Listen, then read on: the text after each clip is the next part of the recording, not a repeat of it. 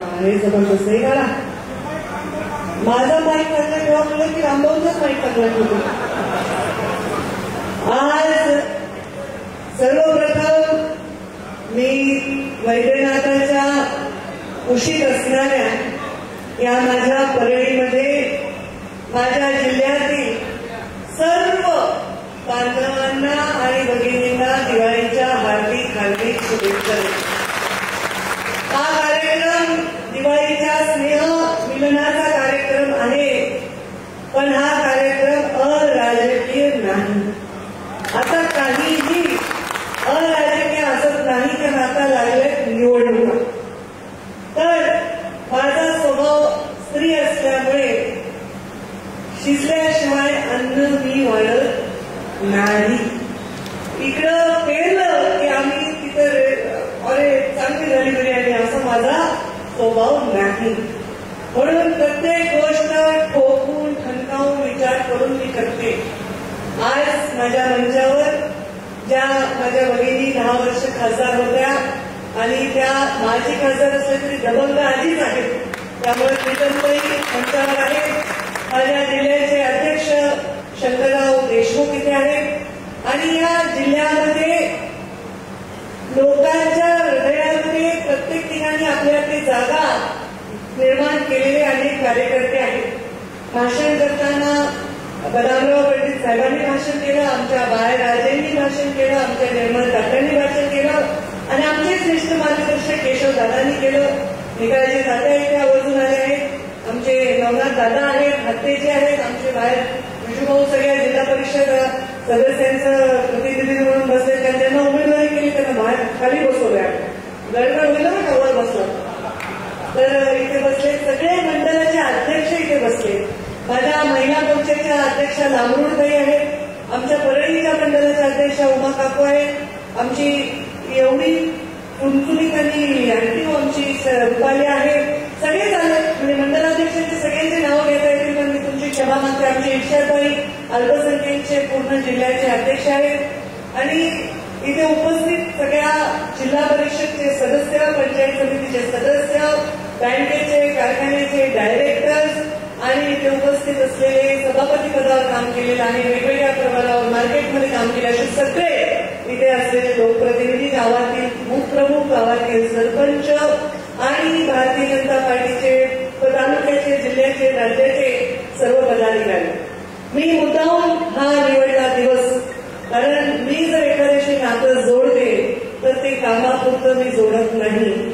खूप खूप दिवसांपूर्वी परळीकडे आपण अनेक संघर्षांना सामोरं जायचो, पण आता आमच्या दिल्लीतून आणि आमच्या मुंबईतून एक महायुती स्थापन झाली आणि या महायुतीमध्ये ज्यांच्याशी आपण संघर्ष केला त्या पक्षाबरोबर आपली युती झाली आणि एक वेगळं इथे गणित आपण सगळ्यांनी पाहिलेलं आहे. आणि हे गणित जे फटाके फुटायचे पडले ते खूप आवाज करायचे.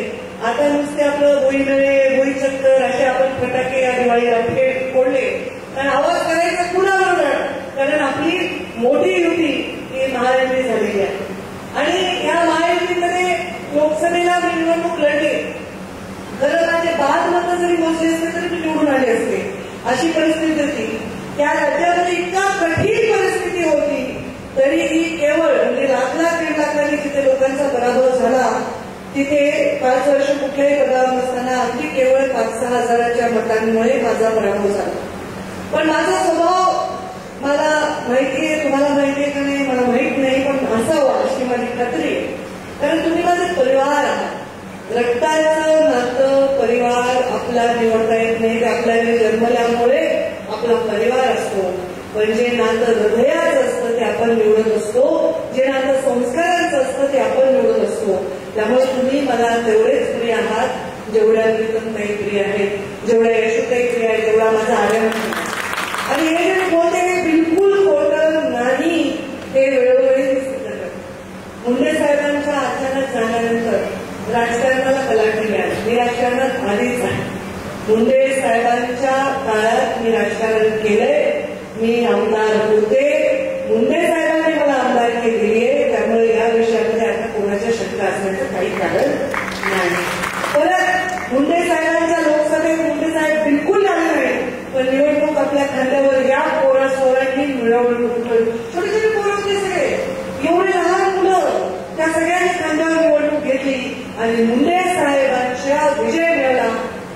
मुंडे साहेबांनी विचारलं, एक डझन आमदाराला माझी मुलगी भारी पडली का नाही, आणि ते कौतुकाने माझ्या पाठीवर त्यांनी थापली. एक माझा मुंडे साहेबांचा खूप फोटो फेमस आहे, आपल्याला माहिती, तात्यांना माहितीये की कानामध्ये मी मुंडे साहेब माझ्या काहीतरी बोलत आहेत, फार फोटो तो फेमस आहे. तो इथे आहे सचिन गीते, तू पाहिलाच ना तो फोटो, पवन, हे सगळे आमच्या वरती मुंडे साहेबांची काउंटिंग झाली ना तेव्हा हे सगळे नितीन, पवन, सगळे माझे बालमित्र आता कार्यकर्ते, तर सगळे मान उभे होते. मुंडे साहेब बोलत होते, माझ्या कानात काहीतरी सांगत होते, तो फोटो आहे ते मला कानामध्ये म्हणत होते, बेटा थँक्यू. एवढा मोठा माणूस मला म्हणला, बेटा थँक्यू. हा नम्रपणा त्यांच्या रक्तातला माझ्या रक्तात आहे. मी आज तुम्हाला इथे बोलवले ते थँक्यू म्हणण्यासाठी. थँक्यू. तुम्ही मला भाऊबीजेची साडी दिली, मला भाऊबीजेची ओवाळणी दिली, त्याबद्दलही थँक्यू. माझ्या वाईट आणि चांगल्या काळात तुम्ही माझ्यावर प्रेम केलं, त्याबद्दलही थँक्यू. आणि अंधळा विश्वास नाही, डोळाच विश्वास माझ्यावर ठेवला, त्याबद्दलही थँक्यू. 5 वर्ष माझ्या कष्टाचे सगळ्या महाराष्ट्राने पाहिले, पद नसताना सुद्धा तुम्ही मला सोडून गेला नाही, त्याबद्दल थँक्यू. आणि पद असताना सुद्धा माझी गरिमा कधीही कमी केली नाही, त्याबद्दल मी तुम्हाला थँक्यू म्हणण्यासाठी. आणि ह्या सगळ्यांनाही मी थँक्यू म्हणते. काही लोक अडून, काही लोक उघडून, काही लोक खालून, काही लोक वरून, काही उघड, काही लपून, त्यांनी माझं कधीच वाईट चिंतलं नाहीये. तुमच्यावरचे लोक आहेत. मी जेव्हा लोकसभेच्या निवडणुका झाल्या, अत्यंत अद्भुत परिस्थिती आपल्या राज्यात निर्माण झाली. त्या शिवशक्ती परिक्रमा माझी चालू होती, तेव्हा जरांगे पाटलांचं आंदोलन चालू होतं अंतर्वेदीमध्ये, आणि मी प्रत्येक ठिकाणी मला बाहेर द्यायला लोक विचारायचे, कधी म्हणायचे गोपीनाथ मुंडेंनी मराठा समाजाला आरक्षण देण्यासाठी पूर्णपणे पाठिंबा दिला होता, माझा सुद्धा पाठिंबा. पण ज्यांचं आरक्षण त्याला धक्का लागू नये ही भूमिका मुंडे साहेबांनी मागितली. मी कधीही या भूमिकेत बदल केला नाही. मी जेव्हा पालकमंत्री होते तेव्हा गावांमधल्या लोकांच्या जाती आणि मला पडलेली मतं मी कधीही विचारली नाही. कधीही मी असा कार्यकर्ता सांभाळला नाही की ज्याच्यामुळे कार्यकर्त्यांच्यामुळे हित जे सामान्य माणसाच्या हिताला न लागतं असा कार्यकर्ता मी कधीही सांभाळला नाही. माझ्या कार्यकर्त्यावर अन्याय झाला तर मी पेटून उठले, पण माझ्या कार्यकर्त्यांनी अन्याय केला असं झालंच नाही तुमच्याबद्दल, त्याबद्दल थँक्यू. तर तुमची उत्तर झालं पाहिजे, तुम्ही माझ्या इज्जतीला सांभाळलं. आणि हे मुंडे साहेब मला जेव्हा कालच थँक्यू म्हणले ना, तेव्हा मला वाटलं एवढा मोठा माणूस खरंच काय करत होते, त्यांना मला थँक्यू म्हणायची. पण त्यांची परिस्थिती खूप कठीण होती. आम्ही खूप खूप दुःखातून, खूप कष्टातून चाललो होतो. सर्व साहेब मुंडे साहेबांना संपवण्याचा प्रयत्न करत होते. सर्व साहेब मुंडे साहेब संपले म्हणजे भारतीय जनता पार्टीचा तगडा नेता संपला म्हणजे विधानसभेत काही विषयच नाही असा विचार करत होते. त्या मुंडे साहेबांना मृत्यू मिळाला. 17व्या दिवशी मुंडे साहेब आले निवडणुकीच्या निकालाच्या. हे 17 दिवस सुखाचे तुम्ही दिले त्याबद्दल खूप खूप धन्यवाद. तुम्ही मुंडे साहेबांना विजयी करून मृत्यूला गेले, किती आनंदाने गेले हो. मंत्री झाले किती आनंदाने गेले हो. सत्यालयात होते किती आनंदाने गेले हो. माझा स्वभाव असा बघण्याचा आहे. माझा स्वभाव रडण्याचा नाही, माझा स्वभाव खोड्या काढण्याचा नाही, माझा स्वभाव खोट काढण्याचा नाही. माझे लोक म्हणतात साहेब गेले, अमुक झालं तमुक झालं. मी म्हणते ते माणूस आनंदात गेला. त्या आनंदाला त्यांचा पूर्ण हक्क होता. त्यांनी जीवनामध्ये खूप कष्ट केले, पण तेही वाचता ते मला देऊन गेले. त्या कष्टाने तुम्ही माझ्यासोबत उभे राहिला. थँक्यू. आणि अशा लोकसभेत यांनी खूप बरोबर केली सगळ्यांनी. माझा परिचय तात्यांचा तर आधी नव्हता काय, पण मला माहित होतं की एक माणूस निर्मळ नावाचा लोकसभेला उभारला आहे. प्रीतमताईच्या वेळी माझा परिचय नव्हता. मी त्यांना विनंती केली, तुम्हाला बोलले का भावाला बोलले की कुणाला बोलले, कुणाला वडिलांना कुणाला बोलले. तेव्हा 2019ला मी विनंती केली तुम्ही नका उभा राहू, माझ्या बहिणीला एकदा निवडून आणायचं. कारण मुंडे साहेबांच्या सहानुभूतीच्या निवडणुकीत निवडून आली, मला तिला निवडून आणायचंय, तुम्ही मला मदत करा. त्यांनी मला शब्द दिला आणि त्यांनी मला मदत केली. हे मी कसं विसरणार. ते उभे नाही राहिले. तेव्हा एकदा बोलत झालं. त्याच्यानंतर ते बाकीच्या नेत्यांची मिटिंग होती, मी तिथे एकटीच भाजपची होते, सगळ्यांचा परिचय झाला. कधी कधी नाही का आपण एक 10 माणसात बसतो, एक माणूस आपल्याला आवरून जातो, आवरून गेला माणूस, आम्हाला चांगला माणूस आहे म्हणले, उद्योगपती आहे, यशस्वी आहे, पैशाची लालच नाही, कॉन्ट्रॅक्टरशिप मध्ये इंटरेस्ट नाही, माणूस चांगला दिसला, राष्ट्रवादी तेवढ्या माणसात. मी म्हणलं अरे बाबा हे तर चांगला माणूस आहे, सोन्यासारखा माणूस आहे. आता मी जोरी आहे, मला सोन्याची फरक आहे, मी कोळशाच्या खालीतून हिरे काढावं लागते आणि मला असं वाटतं माणसाच्या या खालीतून हिरे शोधावं लागते. एक चांगला माणूस भेटला. मग निवडणूक लागली, माझी पडल्यानंतर माझ्यासाठी रडणाऱ्या माणसांमध्ये ते होते. निवडणूक ज्या मोठे मोठे नेते त्यांच्या स्वतःच्या गावात सुद्धा मला यश मिळू शकले नाही, त्यांचे स्वतःच गाव आहे तरी पण मायनस. मग मी राग नाही धरला, शपथ वैद्यनाथाच्या दारात खोटं नाही म्हणून मला कोणाचाही राग नाही. माझं काम सगळ्यांनी केलं, पण परिस्थितीत त्यांचं सामर्थ्य कमी ठरलं. ते एवढं सामर्थ्यवान नाहीये की मतं अशा परिस्थितीत ट्रान्सफर करू शकतील. ते सामर्थ्य आमच्यामध्ये आहे, ते मला त्यांचा रागच नाही, कधीच नाही. मी कुणावर रागवले नाही, मला पराभवाचा राग आला नाही, मला वाईट वाटलं नाही. वाईट वाटलं जेव्हा आत्महत्या केल्या त्या लेकरांनी की पंकजा ताई खात्या, तेव्हा जीवाला एवढा राग की मला आता हारायचंच नाही, त्याच्या पुढे आता मरायचं पण करायचं नाही असं मी ठरवलं. कारण मी आलेले लोक म्हणतात एवढं प्रेम म्हणू नका, पण त्याच्याबद्दलही थँक्यू, खूप थँक्यू. किती बळाला हरलेला म्हणाला, मी काही घरात बसले नाही, नाचार झाले नाही, काही नाही. मी म्हणलं पक्षाने मला सांगितलं पंकजा विधानसभा में तुम्हें घूमना हुआ, दिल्लीच्या नेत्याने सांगितलं, मला संघाच्या लोकांनी सांगितलं पंकजा तुमच्याही विधानसभेत सगळीकडे फिरावं लागेल. मी पडले जरी, माझा मतदारसंघ आला, माझ्या सख्या बहिणीचं जरी तिकीट काढून मला दिला, ते सगळं बाजूला ठेवलं आणि गोपीनाथ मुंडेंचा पक्ष आहे असं ते बाहेर जाता कामा नाही. हा गौरी गावोगावी फिरले, कष्ट केलं, पूर्ण राज्यात प्रचार केला. मला जेवढ्या जागा होत्या अंदाजा की इकडे तुम्हाला लक्ष द्यायचं, फक्त बीड कोणत्या ठरले, बाकी सगळ्या ठिकाणी आपल्याला विजय मिळावा. आणि मला त्याचं काही वाटलं नाही की लोकसभेचा पराभव त्याच्यात गेला. मला काय माहिती होतं मला मिळेल, आमदारकी मिळाली, बक्षीस दिलं. पक्षाने माझी खूप परीक्षा पाहिली, पण या परीक्षेमध्ये मला बक्षीस नाही, मला पारितोषिक दिला, मला मेरिटचा विद्यार्थी म्हणून स्टॅम्प केला. नुसते एकमेव विधान परिषदचे आमदार आहे जे मंत्रिमंडळात आज आहे, ते खूप मोठं बोलायचं. मी तुम्हाला म्हणलं तर खोटंही वाटेल लोकांना की मला या गोष्टींचा लोभ नाही. मंत्रीपद हे तुमच्या कामासाठी मला पाहिजे, माझ्यासाठी नाही. माझ्या घराचा मजला सुद्धा मी वाढवत नाही. माझा जे काही उद्योग आहे, धंदा आहे, ते इज्जतीने करते, म्हणजे कुणाच्या टक्क्यात नाही, भांगडीत नाही, लफड्यात नाही, मला ते जमत नाही आणि त्यामुळे मी करते. मग इलेक्शन झाल्यावर विधानसभा लागली, विधानसभेमध्ये पक्षाने काही निर्णय घेतले आणि आमचे तेव्हा आमदार, आमचं चांगलं 10 वर्ष चांगला संसार होता लक्ष्मणनंदांचा, काही आमचं भांडण नव्हतं आणि त्यांनी त्या आरक्षणाच्या परिस्थितीमध्ये वेगळ्या भूमिका घेतल्यामुळे माझा बदल झाले. मग त्या सगळ्यांनी विधानसभेमध्ये वेगळ्या वेगळ्या निवडणुका लढल्या. तात्याला भेटले, तात्याने काय केले, मी युतीचा धर्म पाळण्यात नव्हत्या, तुम्हाला आशीर्वाद, तुम्हाला प्रेम, तुम्हाला शुभेच्छा, मी युतीचा धर्म पाळला. ते आमचे पण उभे होते, पण नाही म्हणलं मी युतीचा, मी कुणालाही उभं केलं नाहीये. कोंडे साहेब म्हणले, बोलले, मी म्हणलं नाही, मी युती धर्म पाळला. पक्षाच्या विरोधात करणार नाही, कारण मला आता पक्षाचा सत्ता पाहिजे, एक आमदार. त्या विचाराने पण काही माझ्याकडून चुकीच्या अपेक्षा केल्या. मग पक्षाने ठरलं 3 पक्षांचं की बाबा ज्यांनी अपक्ष उमेदवारी घेतले त्यांना पक्षात स्थान द्यायचं नाही. पण आता सुरू झालं राज्यात, अपक्ष ज्यांनी उमेदवारी घेतल्या त्यांना वेगवेगळ्या ठिकाणी पक्षात घेतलं गेलं.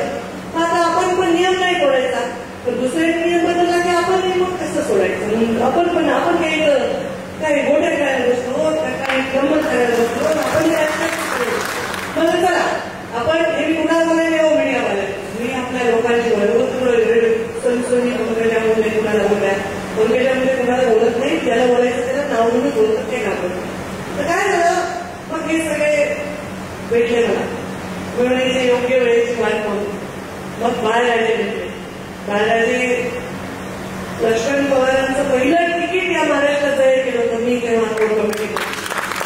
आणि मी त्यांनाही म्हणलं मला कोणाविषयी राग नाही, लोभ नाही, चांगल्या माणसाच्या पाठीमागे मी उभं राहणार आहे. प्रवेशाचं काय समजून आहे, तुम्ही भाजपचेच येणार, तुम्ही कुणाचे समजून गेले, तुमचा काय प्रवेश घ्यायचा, तुम्ही भाजपमध्येच आहे. त्यामुळे त्यांना तुम्हाला पक्ष सोडून गेले नसल्यामुळे आम्हाला गरज नाहीये तुमचा प्रवेश घ्यायची. आणि बदामांना आमच्या जिल्हा परिषदेमध्ये होते आणि त्यांनी आमच्याबरोबर राहिले, नंतर त्या राहिले नाही. त्यांनी मला भेटले कारण मुंडे साहेबांच्या मुंडे परिवाराचं प्रेम आहे. आता अद्भुत आणि आर्थिक कॉम्बिनेशन करण्यात मी पटाईलच आहे. मागे जिल्हा परिषदमध्ये मी ज्या पद्धतीने केलं होतं, आता मी म्हणलं दोघांचंही माझ्यावर प्रेम आहे, माझ्याही दोघांवर आहे. बाहेर आता ऑलरेडी आमचेच आहे. तर आता बदामराव म्हणजे आम्हाला इच्छा आहे तुमच्यावर काम करायची. मला ठीक आहे. आणि दोघांना बोलले नका, ह्यांना बोलले त्यांना बोलले, म्हणजे तुम्ही काही असलं तरी पक्षाच्या हिताचा निर्णय घ्या, जसा मी घेते. पुढचं पुढे बघू काय आहे ते, तुम्हाला माहित नसते काय असतं. आता तुम्ही दोघं काम करा. आणि मग त्या दोघांनाही घेण्याचा निर्णय मी शिक्कामोर्तब केलाय. त्यांचं स्वागत. आणि आता मागचा विषय सोडून पुढच्या विषयाला आपल्याला कामाला लागायचंय, कारण पक्ष शेवटी मला वाढवायचं. माझे 20 जिल्हा परिषद सदस्य, बदामरावांचे 4, माझ्या बरोबर जे आहे आष्टीचे 5 प्रवेश केला, म्हणजे आमच्या बरोबर झाले ते 5, त्याच्याबरोबर आमचे शिवसंग्रामचे 4, ते आले ना आमचे 72 4, तर हे सगळे माझ्याबरोबर आले. आता त्यातले 3 गेले, म्हणजे 5 आणि 4 9 आपल्या बरोबर आले. त्यातले काही 3 आता काय गेले का आले खूप पुढे काय काय होते ते. आणि त्यामुळे ते सगळं गणित आता बसलं. कारण ही निवडणूक तुमची आहे, माझी असल्यावर रिस्क नाही, पण तुमच्या निवडणुकीत मला रिस्क नाही घ्यायची. मला तुम्हाला विजय द्यायचा आहे, माझ्यासाठी जे काही प्रयत्न करायचे. चांगली माणसं आहेत, माणसातले माणसं आहेत, कामातले माणसं आहेत, आपल्याला राहिलेले माणसं आहेत. त्यामुळे ही एक चांगले सेनापती त्या ठिकाणी आलेलो. ते आमचे एवढे जिल्हा परिषद सदस्य, आमचे कुठे पंचायत समिती सभापती आमचा केस आहे. आणि आता आम्ही लढणार. आता युती होईल का नाही होईल हे ठरेल. काय ठरवेल? पक्ष ठरवेल, महायुतीचे नेते ठरवतील आणि ठरवतील. तर जरी युती झाली तरी आम्हाला जे आमची ठरलेली जागा आहे, जिथे आमचा ऑलरेडी नगराध्यक्ष आहे, जिथे आमचा सभापती, जिथे आमचा जिल्हा परिषदचा सदस्य ते, आणि झालेल्या बदल्यात जिथे आमचं प्राबल्य ते, हे तर आम्ही लढवणार आहे. आमचे पक्ष म्हणूनच काय आमचं संपवणार, हे तर आम्ही लढवणार आहे. आमच्या विधानसभेला आमच्या युतीमध्ये किती लाभ मिळाला त्याच्याप्रमाणे ते गणित बदलणार आहे. आणि त्याच्यामुळे हे सगळं होणार आहे. म्हणून सांगितलं, जरी दिवाळीचं स्नेहसंमेलन असेल तरी ते अराजकीय नाही, हे राजकीयच आहे. आणि हे सोन्यासारखे माणसं मी निवडले आहेत. त्यामुळे बाहेर आलेले तुमचं आधीच आहे, तुम्हीच सगळ्यांचं स्वागत केलं पाहिजे. तुम्ही लक्षात आहे. आबा तुमचं स्वागत आहे आणि निर्मल दादा तुमचं स्वागत आहे. दादा तुम्ही आमचे तर त्याचा काही विषय नाही. आणि त्यामुळे आणि हे काही लगेच जिथल्या तिथे करू शकत होते, पण मला तसं करायचं नाही. मला काहीही निर्णय देताना 100 लोकांचं भलं होत असेल आणि माझं नुकसान होत असेल तर मी तुम्हाला ईश्वर साक्ष सांगते, तुम्ही 100 लोकांचं भलं होईल हाच निर्णय घेईल. आणि मग या घटना घडल्या. मी नेहमीच सगळ्या जाती पातीच्या लोकांना प्रेमानेच बघितलेलं आहे. आणि हे सगळ्याच जातीचे लोक म्हणतील तर परिस्थिती वेगळी होती. ते आपल्या मस्तिष्कातून पुसून टाका आणि नवीन वेळेने काम करा. आता मी कधी इव्हन माझ्या लोकसभेच्या भाषणात आज मी सांगू इच्छिते, मी कधीही कुणावर टीका केली नाही. मी कधीही जरांगे पाटलांच्या विरोधात नाही बोलले. मी माझ्या कार्यकर्त्यांना भाषण करताना म्हणत होते, अरे मी पडले, तुम्हाला 5 वर्ष मागे जावं लागलं. मी होते तर मी पालकमंत्री होते तर मी काम करत होते. मी नव्हते तर बघा तुमचे हाल झाले. पण मी काही काम मी जर पदावर नसेल, मी निवडून नाही आले तर मी किती आंदोलन उपोषण केले तर तुमचं काही मी भलं करू शकणार आहे का, असं बोलले मी. आता ज्याला आगाऊपणा करायचं त्यांनी काय भाषण केलं, त्यांनी तिकडे तो माहीत लावला. तुम्हाला विचारते उलट सांगतो उपोषण आणि काय होतं पंकजा मुंडे म्हणाले, हे त्यांच्याबद्दल मी बोललेच नाही. पण जो माणूस राजकारणातच नाही, कोणत्या पदाचा लाभ घेत नाही, तो जर समाजासाठी लढतो तर त्याच्याविषयी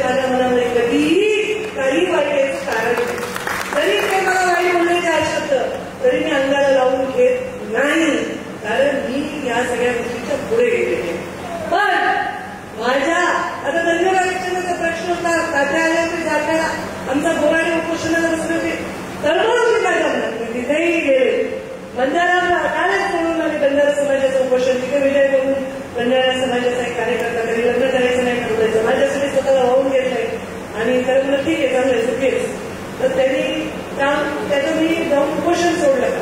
म्हणजे माझी तळमळ आहे. पण आता काय होतं, प्रत्येक गावात तुम्ही उपोषणाला बसायला आणि प्रत्येकाला एसटीच व्हायचंय, कसं करणार? आता आपलेच काही पूर्ण वरणारी समाजाचे बसले, काही तुम्ही आम्हाला नाही येणार. मी आधी सांगायला आज जाहीर करायले, मी जालन्याची पालकमंत्री आहे, माझं ते कर्तव्य आहे, म्हणून मी त्या उपोषणाला भेट दिली. मध्ये जरांगे पाटलांनी पण उपोषण केलं, तर मी म्हटलं मी यायला तयार आहे. पण मी तिथे ज्या पद्धतीने रिसिव्ह करणार ते करतात, मी कुठेही त्यांना पण तिथे जाते. पालकमंत्री हातीत बसले तर मी सगळ्यांच्या उपोषणाला भेट देणं माझं कर्तव्य आहे पालकमंत्री म्हणून. पण माझं हे प्रत्येक ठिकाणी उपोषणाला मी जाणार नाही, कारण पोरांनो असले उपोषणाचा फायदा नाही. तुम्ही 2 दिवस बातम्यात याल, पण समाजामध्ये भूमिका तयार होतात. एसटीचं आरक्षण केंद्र सरकार देतं, एसटीचं आरक्षण आपण नाही ठरवू शकत. पण तरी धनगर समाजाची मागणी इतक्या वर्षाची मी त्याच्या पाठीशी ठामपणे उभे राहिले. आता सुद्धा गॅजेटचा विषय आला, त्या गॅजेटमध्ये मराठा समाजाला गॅजेट प्रमाणे द्यावं म्हणून बंजारा समाजाचं म्हणणे आम्हाला द्यावं. तर त्यांना न्याय कसा करते याच्यासाठी योग्य ती कारवाई करू, कायद्यात कसं ती कारवाई करू असं मी म्हणते. आणि मी असं म्हणले एका इंटरव्ह्यूमध्ये की आपल्याला संविधान नव्हतं तेव्हा आपलं जे गॅजेट होतं, म्हणजे आपण जेव्हा गुलामगिरीत होतो ते गॅजेट होतं, ते आता संविधानात चालतं का?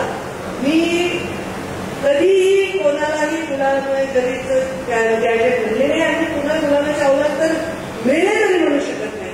कृपा करून असे गैरसमज करून देऊ नका, एवढीच तुम्हाला विनंती करते.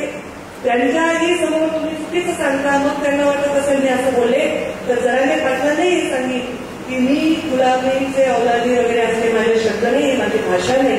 तर यामुळे आपण सर्व, ते सुद्धा, मी सुद्धा आणि जे जे वेगवेगळ्या आरक्षणात काम करणार आहेत ते सुद्धा जर विषयावर बोललो तर लोक आणि मीडिया आपला गैरफायदा घेणार नाही. त्यांनाही शुभेच्छा आणि सगळ्या आंदोलनांना शुभेच्छा. मागच्या सगळ्या गोष्टी पुसून कोण आपल्याला विकास देऊ शकतो, कोण आपल्या पाठीमागे उभं राहू शकतो, कोण समाजाची ही हातामध्ये घेऊन ही गाडी ओढू शकतो, हे तुम्हाला सगळ्यांना कळते. सगळ्या जाती धर्माला सारखीच बुद्धी आहे. ही बुद्धी भ्रष्ट करणारे आपल्याला आता कुठल्याही हे नकोय अशा ऊर्जा आपल्या समाजात. मी समोरून पुढाकार घेणार आहे, मी समोरून म्हणणार आहे मराठा समाजातील आंदोलकांना की आपण सगळे मिळून चला या समाजामधल्या या भिंती तोडू, आमचं भाषणाचे विपरीत करू नका. आता मी माझ्या उस्फोटांना आणि कोयता घ्या, ते कोयता घ्यायला मी पुन्हा कोयता करू, मी सेफ्टी बिल तरी पोचली काय काहीतरी. आता लोक उलट सांगतात, उलटा प्रचार करतात. सगळ्या महाराष्ट्राला गोपीनाथ मुंडेंचं माहिती आहे काय व्यक्तिमत्व आहे, आणि तेच व्यक्तिमत्व आहे. मी फक्त साडी घातली आणि स्त्री आहे, त्याच्यापेक्षा स्त्री असल्यामुळे ताकदवर जास्त काळजी माझ्या कार्यकर्त्यांची मी घेते. आणि जो शब्द दिला तो शब्द मी पाळते. मी खोटा शब्द मी कोणत्याही अशा मंचावर जात नाही तिथे जातीपातीच्या आधारावर शिवाय झालं. हो, मी मानते ना माझं ओबीसीची, आता कशी नाही मानणार. जर मराठा आरक्षणाला माझा संदीप पाटील माझा तालुकाध्यक्ष, त्यांनी जरांगे पाटलांचे बॅनर लावून मराठा आरक्षणाला समर्थन दिलं, मी त्याला रागवले नाही. त्याचा अधिकार आहे, तो मराठा आहे, त्याचा मराठा आरक्षणावर बोलणं काम आहे. जर माझे ब्राह्मण कार्यकर्ते आले म्हणजे प्रकाश जोशी, ब्राह्मण समाजासाठी महामंडळ करून ब्राह्मण समाजाला बजेट द्या, हो म्हणजे त्यांना मांडणी अधिकारी त्यांच्या जातीचे विषय. आता तात्या आमच्या धनगर आरक्षणाला पाठिंबा देणार तर मी हो म्हणेन ना, पण मी सगळं करू शकेल का? कायद्याच्या चौकटीला बाहेर होऊ शकेल का? नाही. माझ्या कार्यकर्त्याला त्याच्या समाजाच्या भूमिका घ्यायला बंदी नाही, सगळ्यांना आहे. पण समाज घातक मग तो माझ्या रक्ताचा जरी असेल, माझ्या जातीचा जरी असेल, आणि त्यांनी जर तुझा विषय वाईट भूमिका घेतली असेल तर मी अशा भूमिकेचं समर्थन करणार. फक्त बोलायची मला सवय नाही, तू झाले, तू ये रे, तू करते, माझा स्वभाव नाही. यांनी पण सगळ्यांनी लक्षात घ्यावं. मला भेटायला आले 2 मिनिटांनी मला तेवढंच कळलं, 20 मिनिटांनी मला तेवढंच कळलं. मी ग्रामीण विकास मंत्री असताना 5,000 फाईल सही करायच्या आठवड्यात. मला जर कागद तुम्ही दिला आणि तुम्हाला वाटतं काही वाचलं नाही, सरपंच राहते 10 वेळा, एका सेकंदात ते वाचते. आता काय बुद्धी देवाची कृपा आहे, तुमच्यासाठी जास्त कामं करते. रोज त्यांचा दरबार असतो, रोज 400 ते 500 लोक माझ्या घरी येतात. कशावरून कळतंय मला? दुधावरून. सगळे तर चहा पित नसतील ना, किंवा काही डबल पित असतील, तर किमान ते अंदाज घेऊन सांगते 400 लोकांना मी रोज भेटते.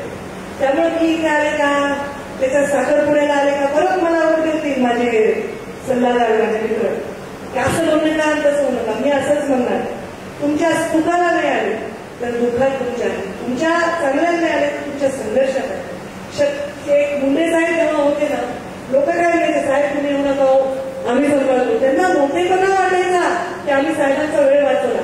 आता तुमचं काय झालंय, बोलायला पण काही बोलायचा पहिल्या वाढदिवसाला नाही येणार, येऊ शकत नाही.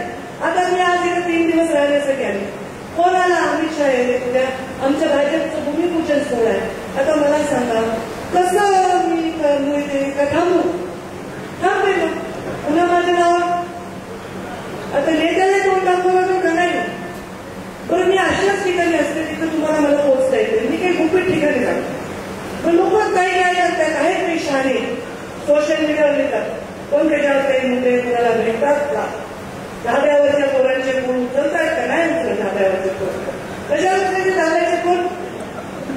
दारू पाजवायचे लोकांना बनवत असतो. आमच्या फॅक्टरीत तरी पाजवण्यात माझं काही समजत नाही. ते वेगळ्या माणसे, त्यांना पचती, आपल्याला पचत नाही, कशात प्यायची दारू. माझे कार्यकर्ते रश्मी वाईट स्वभावाचे नाही, गोष्ट बघा कसे गोरे गोमटे, टिका बिका लावते, स्वच्छ इस्त्रीचे कपडे घालते, चांगले पोरांचे विचार आहे, सज्जन माणसे. सगळ्यांची वेळ येत असते. तुम्ही सगळे एवढे शहाणे झालात का? मागच्या 5 वर्षात झाला. आधी रोज मला 14 ते 19 तुम्ही पण खूप त्रास दिला कोणी लेकरांचा, पण 14 म्हणजे 19 ते 24 मध्ये फार बरं झालं. देवानी प्रत्येक दिवस दाखवले तुम्ही खूप छान झाला. का झाला? कारण तुमच्या लक्षात ताई स्वतःचा त्याग करतात, ताई हे सण करतात, तर मी काय, बरोबर आहे ना? तर आता एकच करा. आता तुम्हाला जर मोठा पैलवान आला समोर, आता काही मोठे पैलवान नाही फार समोर आपल्या, चांगले सगळे पैलवान एकच पंचायत नाहीये, पण जर मोठा पैलवान आला तर बोटाने काय करता येते का त्यांना? या बोटाने या बोटाने या नाही ना, मुक्ता करावं लागते, नेट कोसळ यावं. तर मी काही पैलवान नाही, बघून बघून सांग हे एक करा. एरवी तुम्हाला काय भूमिका घ्यायच्यात घ्या, पण इलेक्शन मध्ये हे एक करा. तिकीट किती लोकांना मिळेल? 30-35 लोकांना मिळेल. जिल्हा परिषदचं, नगरपालिकेचं किती लोकांना मिळेल? बाकीच्यांनी आता सत्ता नसण्याचे काय परिणाम आहेत तुम्हाला कळले? सत्ता आहे, बाकी कुठल्या मतदारसंघात काय होईल ते बघू. 3-4 वेळा अजित पवार यांच्याबरोबर माझं कार्यक्रम होते. मी दादाला म्हणाले की दादा तुमचं काय मानसिकता आहे ते सांगा.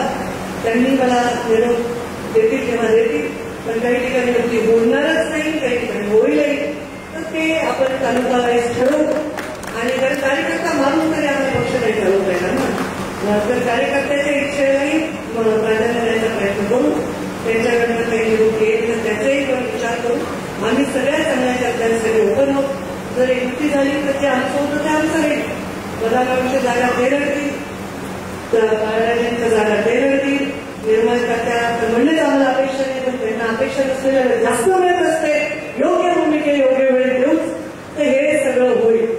या सगळ्या भूमिकेत आता प्रीतमताई नाही म्हणलं या बाहेर या, कसे मलाही वाईट वाटलं. ताई तुम्ही ताईंचं नाव जेवढं ताई घेतात, मी नेता आहे पण मी ताईंचं जास्त नाव घेते, 10 वेळा नाव घेते, ताईंचे बॅनर लावते. मी कार्यकर्ता आहे ताईंचा, सगळे कार्यक्रम अरेंज करते, ताईंना बोलवते, 2 मिनिटं भाषण करा. मी मला असं सुख माझ्या नशिबात नाही. तुम्ही माझे लाडके आहे.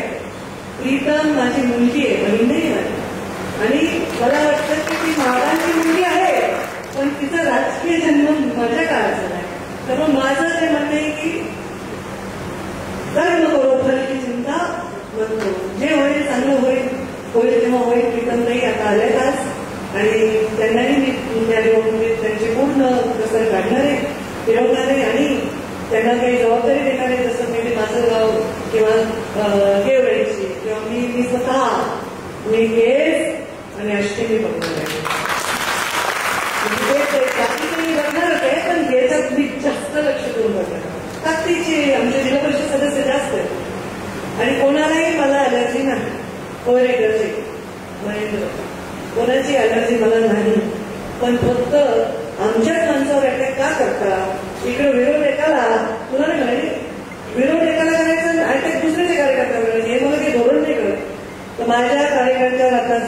कोर्ट केसेस झाल्या त्या केसेसचं, तर मग ते दुर्गाची मूर्ती मला दिलीच आहे. मी संयमी आहे, पण ते काय असतं की असं तो संयमी माणसासमोर बंद करून संयम दाखवते ना, त्याचा महाकालीचा रंग बदलून जातो, तसं होत आहे. आता हे मला कार्यकर्त्यामध्ये संतोष विजयकुमार चेहरे तुमचे काय आरक्षण पडलं महिला, हा, आणि विजय म्हणलं आता मला म्हणजे जा एक चांगली ब्रँडेड पर्स आणा जाऊन. आता बायकोच्या पर्स घेऊन जिल्हा परिषदच्या बाहेर हो, म्हणजे बायको सगळ्यांच्या बायकांना उमेदवारी असं अर्थाला काय लगेच नाव काढून मांडतात. मी गंमत सांगायला होते की हे म्हणजे काही तुमच्याच मनात असणार आहे, म्हणजे आमच्या आरक्षणाचं पण म्हणजे महत्वाचे जे लढणारे ताकदवर कार्यकर्ते होते सगळे महिला झाले. मग ठीक आहे, त्याच्यापेक्षा लढणारे बायका आमच्याकडे घाबरू नका तुम्ही, पण महिला आरक्षण आहे, आपले महत्वाचे महिला झालेले आहेत आणि हे लढायचे, आपल्याला जिंकायचे आणि चांगलं चांगलं चांगलं राज्य करायचं, चांगलं काम करायचं. कृपा करून ज्याला सवय असेल ते सवय काढून टाका. सगळे माझ्या सगळं मंचावरचे मंचाखालचे वाळूच्या भानगडीत करू नका, फालतू काहीतरी एजीएसचे बिल खाऊ नका. हे 2-4 सवयी बदलल्या ना, पंकजा मुंडे तुमच्या पाठीशी सगळे उभे आहेत. चुकीचे बनले तुमच्या काही मला त्या पोलिसांच्या पाया पडायला नका, इकडे एमपीडी राहिलं, इकडे राहिलं, काही करायची गरज नाही. माझ्याकडे काही फार नाही आहे, 99% नाही. आणि बाकी आम्ही बघू कोरेडीमध्ये सुद्धा काय करायचंय. आम्ही आमची कोर कमिटी त्यांची कोर कमिटी बसून ठरवेल काही बदल करायचे का, काही बरोबर करायचं आहे का करायचंच नाहीये, हे पण आम्ही भविष्यामध्ये बरोबर बसून नंतर ठरवू.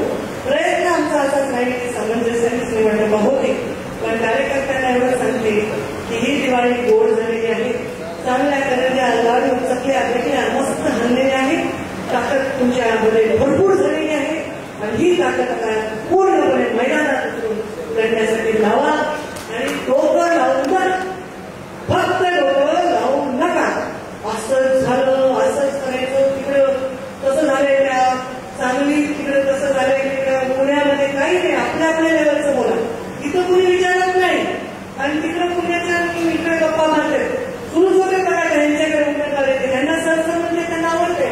मग कंधारला उमेदवारी द्या, नांदेडला द्या, बिलकुल दुसऱ्या उमेदवारी माझ्याकडे यायचं नाही, वेळ घालवायचं नाही. माझा स्वतःच्या वॉर्डाचं गणित बघायचं तर तुमची पद आहे. तुम्हाला काय करायचंय, औरंगाबाद संभाजीनगर याला उमेदवारी द्या, नाही आपला वॉर्ड पकडा, आपला बूथ पकडा आणि जोरात कामाला लागा. कामाला कुणाच्या, आपल्या पक्षाच्या. कारण युती झाली तर सिटिंग आपल्याला लढायचे नाही आणि युती नाही झाली तर सगळं आपल्याला लढायचंय, तर दिल्ली पण ताकद आपल्याला तयारी करावी लागेल. त्यामुळे आपण सर्वजण, मी आपल्या सर्वांना दिवाळीच्या शुभेच्छा देते, खूप खूप तुमचे आभार मानते. आणि प्रत्येक गोष्टीवर मी बोलत नाही.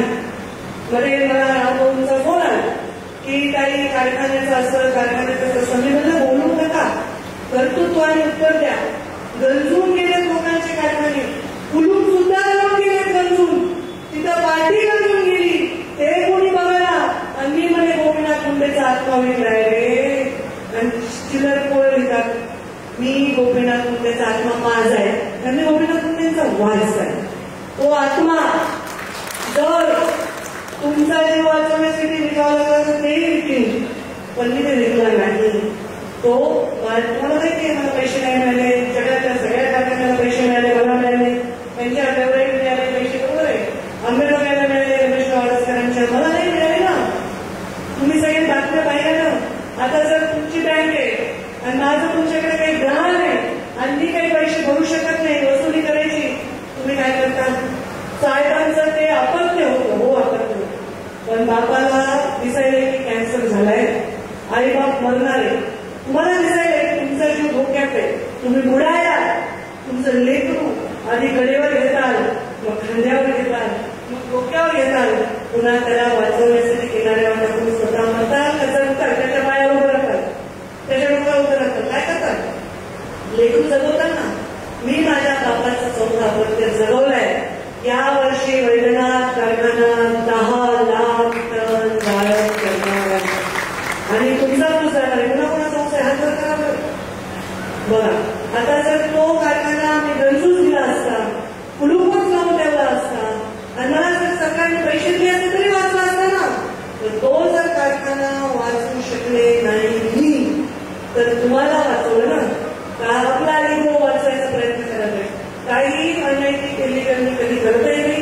आणि काही नाही, इथे मोठ्या प्रमाणात शेतकऱ्यांचा ऊस जातो.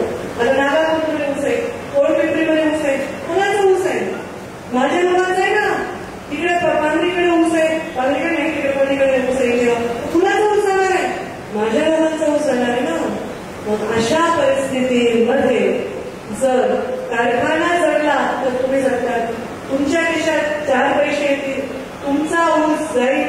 पाऊस भरपूर पडलाय, तुम्ही ऊस लावलेला आहे आणि हे सगळं झाल्यानंतर देखील तुमच्या देशात पैसे आले तर माझ्याकडे इथे बाजारपेठेत येतील. तुमच्याकडे तिथं कोणी अडवणूक केली केसमध्ये तर मी ऊस देणार. तुमचं कुणी भावमध्ये अडवणूक केली तर मी ऊस देणार. तुम्ही त्यामुळे माझ्या माझी दुश्मनी नाही. सध्या राष्ट्रवादीची माझी दुश्मनी नाही ना, माझी पोस्ट आहे ना, माझी युती आहे ना, माझी काही दुश्मनी नाही. उलट दुकानदार पण म्हणले की कारखाना जप्त केला, बरोबर आहे नाही. तर त्यांनी पण कारखान्यात असून त्यांनी समजलं. त्याच्यामुळे माझी काही कुणाची वैयक्तिक दुश्मनी नाही. पण लोकांच्या हिताच्या हलवल येऊ नका. आणि असं कोणी चिल्लर लोक लिहित असते, मी काय त्याच्यावर उत्तर द्यायचं कारण नव्हतं. रामभाऊरावांनी उत्तर देणार नाही, कारखान्याचं कशीकच उत्तर देईल. तर तुम्ही सर्व असं सगळं संयमानी आनंदाने, एवढा गोड कार्यक्रम मला ना धिंगाणा ना फटाके आणि आमचा कार्यक्रम शांत सोबत सात्विक असतो. आणि हे माझे कार्यकर्ते असेच आहेत, गुणाचे आहेत. फक्त आता एक माझी आज्ञा आहे तुम्हाला जे काही बोलायचंय, जरी आमची युती असेल राष्ट्रवादीची, तर राष्ट्रवादीच्या नेत्यांकडे जाऊन नका बोलू, माझ्याकडे बोलू. सगळ्यांना मंचावरच्या पण सांगते, मला बोला काय बोलायचंय. नाही तर म्हणता युतीचे आम्ही त्यांच्याकडे गडबड करता. जे तुम्हाला बोलायचंय मला बोला, जे काही करायचं ते मलाच माझ्याशी चर्चा करा. आणि मी आता काय करणार आहे, अमित शहाचा कार्यक्रम आला नाही तर मी मंगळवारी कॅबिनेट बोलवून तिथेच थांबणार होते. आता मी काय करते, बुधवार गुरुवार शुक्रवार 3 दिवस एक नगरपालिकेच्या बैठका लावणार. म्हणजे धारूर आणि माजलगाव एका दिवशी, गेवराई आणि पेठ एका दिवशी आणि परळी आणि अंबाजोगाई एका दिवशी. अशा बैठका मी लावणार आहे माझ्या मुंबईला. मी फक्त 5 ते 10 लोकांना बोलले.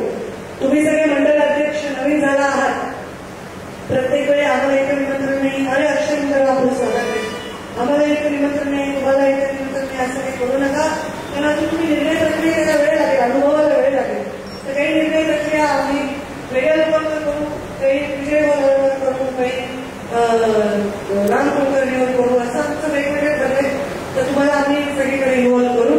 पण आपण सर्वजण सगळीकडे अपेक्षित असतात तिथे या, आणि जिथे नाही अपेक्षित तिथे पक्षाचं काम करा, पण तुम्ही अपेक्षितच असतात. आता पण हे सगळे लोक आता सगळे दमाचे तरुण आहेत, काम करतील आणि मस्त छान काम करून पुढची दिवाळीला असे रांगेत 25-30 जिल्हा परिषद सदस्य, देवाचे गोपालकर अध्यक्ष, पुन्हा सभापती 2-4, पुन्हा नगराध्यक्ष बसवायचे का नाही आम्ही. आणि आम्हाला काय म्हणजे आम्ही दिवाळीची गिफ्ट घेऊ. चांगलंय, तुम्ही जर हे सगळं ठरवून करू शकला तर खूप मोठं यश मिळेल. आणि मुख्य आपला जो पक्ष आहे तो पक्ष अजून ताकदवर होईल. तर मी आज निर्माण हा प्रवेश त्याच्यासाठी आहे का माझा पक्ष मला वाढवायचा आहे, त्याच्यात काही पूर्वनियोजित नाही. त्याच्यामध्ये आम्ही चर्चा झाल्यावर समोरच्या पक्षांनी आणि आमच्या पक्षांनी इतर जिल्ह्यामध्ये अपक्ष उमेदवारांना संधी दिल्यामुळे मी पण ठरवलं आणि मी या सर्वांना मताची मागणी करते. किती मतं पडले तुम्हाला? 35,000. तुम्हाला म्हणजे तुम्हाला किती पडले मतं? किती पडले? 72,000. तुम्ही तर आमच्या पक्षाचेच नेते, तुम्ही तर 2 आमदार नगरपालिका तुमच्या ताब्यातच आहे. तर जे माणसं कामगार आल्यावर टाकायला पाहिजे, बरोबर? तर हे सगळे आपण मिळून एकत्र काम करू. आज मी निर्मळताच्या बदामराव पंडित यांचा प्रवेश जाहीर करत आहे. आणि आमचे राजराजे ऑलरेडीच आमच्या पक्षात आहे, तर मी त्यांचं स्वागत करत आहे. प्रदेश अध्यक्षांची पद्धत आहे प्रवेश द्यायची, त्यांच्याकडे कधी येऊन फोटो बिटो काढीन. आता प्रवेश जाहीर करते. आपल्या सर्वांना मी शुभेच्छा देते आणि सगळे एकजुटीने आणि अत्यंत प्रामाणिकपणे कामाला लागा. सरसलामत तू पगडी बजास, पहिले आपला सर वाचवा आणि कोणीही जेवणाशिवाय गेला तर की